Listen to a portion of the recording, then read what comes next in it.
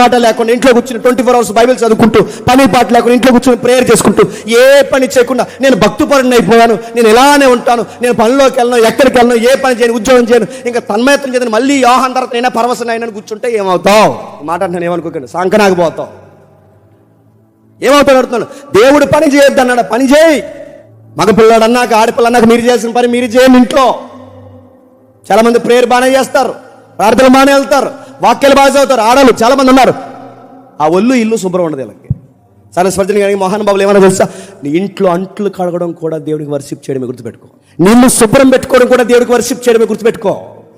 నీ ఇంట్లో తలగడి దిండ్లు ఏదైతే దిండ్లు తలగడ పెడుతున్నా కవర్ శుభ్రం ఉంచడం కూడా దేవుడికి వర్షిప్ చేయడమే గుర్తుపెట్టుకో. నీ తినే ప్లేట్లు శుభ్రంగా ఉండవు. ఎందుకంటే ఎవరైనా బయట వస్తే ఈ ఇల్లు ఇంత శుభ్రంగా ఎలా ఉందంటే వాళ్ళ క్రిస్టియన్స్ అని చెప్పుకోవడం దేవుడికి వర్షిప్ గుర్తుపెట్టుకో. వాళ్ళ బట్ట శుభ్రం, వాళ్ళ ఒళ్ళు శుభ్రం, వాళ్ళ మాట శుభ్రం, వాళ్ళ బతుకు శుభ్రం. కేవలం ప్రార్థన అని చెప్పి, కేవలం దేవుడు అని చెప్పి, కేవలం వాక్యాలని చెప్పి ఏ పని చేయకపోతే అడుగుతున్నాను, మనం దేవుని పిల్లలు అవుతామా? పని దొంగలు అవుతాం. Download ShareChat.